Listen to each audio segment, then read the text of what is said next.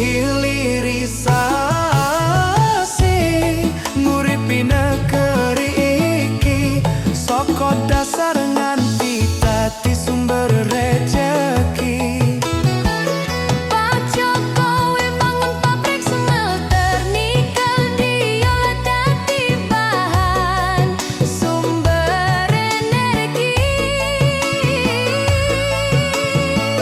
Hilirisasi swarane gawe geterke ati, kekayaan bangsa aja ninggalke negeri. Ngrembaka bareng rakyat iso sejahtera, iki bukti kerja dudu mung janji swara.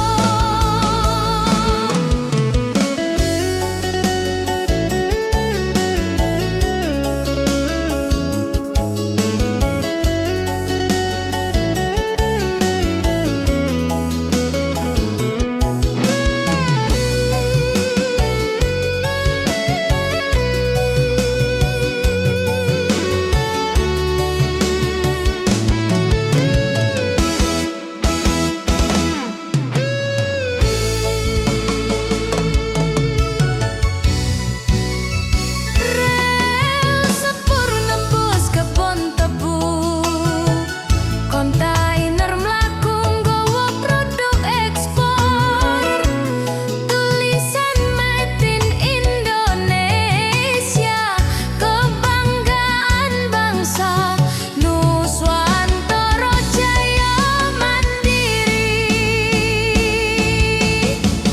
Hilirisasi